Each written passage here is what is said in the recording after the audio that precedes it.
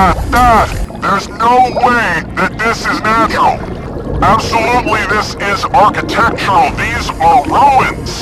Is this ancient Dwarka? Hi friends, మనం ఈ వీడియోలో ద్వారక గురించి మాట్లాడుకోబోతున్నాం. ద్వారక ఈ పేరు వినగానే మనకు గుర్తొచ్చేది శ్రీకృష్ణుడు. మహాభారత కాలంలో శ్రీకృష్ణుడు పాలించిన ఈ నగరం ఇప్పుడు సముద్రం అడుగున ఉంది. భారత ఇతిహాసాలకు బలాన్ని చేకూర్చే ఆనాటి ఆనవాళ్లు ఇంకా పదిలంగా ఉన్నాయి. శ్రీకృష్ణుడు పాలించిన ఈ నగరానికి ఏమైంది? సముద్రంలో ఎందుకు మునిగిపోయింది? ఆ రోజు ఏం జరిగిందో తెలుసుకుందాం. హిందువులు అతి పవిత్రంగా భావించే 4 ధామాలలో ద్వారక ఒకటి. ద్వారక అనేక ద్వారాలు కలది అని అర్థం. వేదవ్యాసుడు రాసిన మహాభారత కావ్యంలో ద్వారకా నగరాన్ని ద్వారావతిగా పేర్కొన్నారు. ఈ నగరం గుజరాత్ లోని పశ్చిమ తీరంలో ఉంది. శ్రీకృష్ణుడు మధురలో కంసుడిని సంహరించాడు. దీంతో మగధ రాజైన జరాసంధుడు మధురపై అనేక దండయాత్రలు చేశాడు. దీంతో శ్రీకృష్ణుడు తనతో ఉన్న యాదవులను ద్వారకకు తరలించాడు. అనంతరం సముద్ర గర్భంలోని దీవుల సమూహాలన్నీ కలిపి అద్భుతమైన ద్వారకా నగరాన్ని నిర్మించారు. ద్వారకా నగరం సంయుక్త రాజ్య సమాహారంగా ఉండేదని పురాణాలు చెబుతున్నాయి. అంధకులు, వృష్టులు, భోజులు ఇందులో భాగస్వాములు. ద్వారకను పాలించిన యాదవులను దశరాస్ అంటారు. వసుదేవ కృష్ణుడు, బలరాముడు, సాత్యకి, కృతవర్మ, ఉద్ధవుడు, అక్రూరుడు, ఉగ్రసేనుడు ద్వారకలో నివసించిన యాదవ ప్రముఖుల్లో ముఖ్యులు. గోమతి నదీ తీరంలో ప్రణాళికాబద్ధంగా ద్వారకా నగరాన్ని నిర్మించారు. నిర్వహణ సౌలభ్యం కోసం నగరాన్ని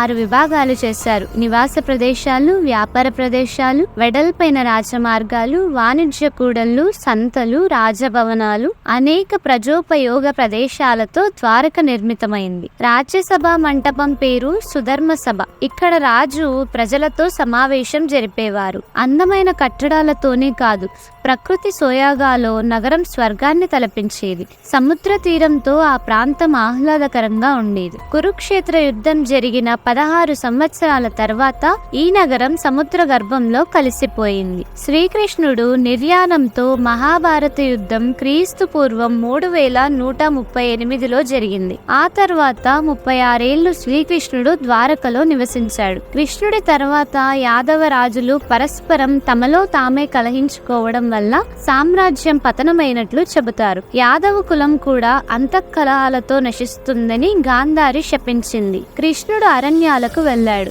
అక్కడి నుంచి నేరుగా స్వర్గానికి వెళ్ళాడని మహాభారతంలో ఉంది. అయితే ఒక బోయవాడు పూర్వజన్మలో వాలి బాణం వలన కృష్ణుడు గాయపడి దేహాన్ని త్యజించాడని మరికొన్ని పురాణాలలో ఉంది. శ్రీకృష్ణుడు 120 ఏళ్లు జీవించినట్లు చరిత్ర చెబుతోంది. ఆయన నిర్యాణం చెందగానే సముద్రంలో భారీ ప్రళయం ఏర్పడి ద్వారకను ముంచెత్తిందని సమాచారం. ఆ రోజు సముద్రుడు ఉవ్వెత్తున ఎగసిపడటం చూశానని అర్జునుడు మహాభారతంలో పేర్కొనడం గమనార్హం. ఆ రోజు ఏం జరిగింది? ప్రళయానికి ముందు భారీ గాలులు వీచాయి. ప్రజల నివాసాల్లో మట్టి పాత్రలు వాటికవే పగిలిపోవడం మొదలయ్యాయి. భారీ విపత్తుకు ఇవి సంకేతాలని భావించిన శ్రీకృష్ణుడు అందరినీ సమావేశపరిచి పవిత్ర సముద్ర స్నానం చేయాలని ఆదేశించాడు. కృష్ణుడి పిలుపు మేరకు ద్వారక విచ్చేసిన అర్జునుడికి రాబోయే విపత్తు గురించి చెప్పాడు. మరో వారం రోజుల్లో ద్వారక సముద్రంలో మునిగిపోనుందని తెలిపాడు. ద్వారక ప్రజలను సురక్షిత ప్రాంతానికి తరలించాలని సూచించాడు. ఆ తర్వాత శ్రీకృష్ణుడి అరణ్య బాట పట్టడం, ప్రాణాలు త్యజించడం జరిగిపోయాయి. అర్జునుడు శ్రీకృష్ణ బలరాములతో సహా యాదవులందరికీ అంత్యక్రియలు నిర్వహించి ద్వారకా ప్రజలను, సంపదను వాహనాల్లోకి ఎక్కించి సురక్షిత ప్రాంతానికి తరలించారు. వారంతా అలా నగరాన్ని దాటగానే సముద్రుడు ఉగ్రరూపం దాల్చాడు. ఉవ్వెత్తున ఎగిసిపడుతూ క్షణాల్లో ద్వారకా నగరాన్ని ముంచెత్తాడు. ఇదంతా ద్వారకా ప్రజలు, అర్జునుడు కళ్ళ ముందే జరిగింది. పరిశోధనలు ఏమంటున్నాయి?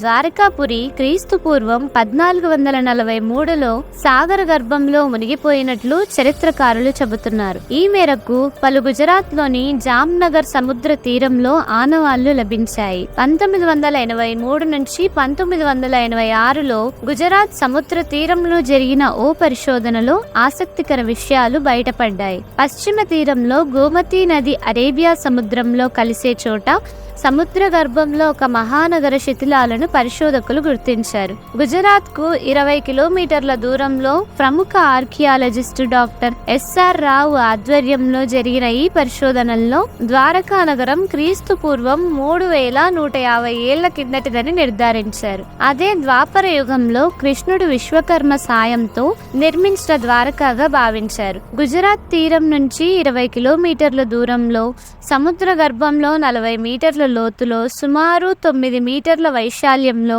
ఈ చారిత్రక నగరం విస్తరించి ఉన్నట్లు గుర్తించారు. క్రమబద్ధమైన నిర్మాణాలకు సంబంధించిన రాతి కట్టడాల ఫోటోలను విడుదల చేశారు. 2001 నుంచి 2004 వరకు జరిగిన పరిశోధనల్లో ఎన్నో ఆధారాలను సేకరించారు. ప్రభుత్వం నిధులు విడుదల చేయకపోవడంతో పరిశోధనలు మధ్యలోనే నిలిచిపోయాయి. ఇది ఏమైనా ఒక మహోన్నత నగరం సముద్రం అడుగున ఇప్పటికీ చెక్కు చెదరకుండా ఉండటం నిజంగా అద్భుతం కదా ఫ్రెండ్స్. ఈ వీడియో ఇంతటితో పూర్తయింది. మరిన్ని ఆసక్తికరమైన విషయాన్ని తెలుసుకోవాలని ఉంటే DP Facts ఛానల్ ని సబ్స్క్రైబ్ చేయండి, షేర్ చేయండి, లైక్ చేయండి. Thank you for watching this video.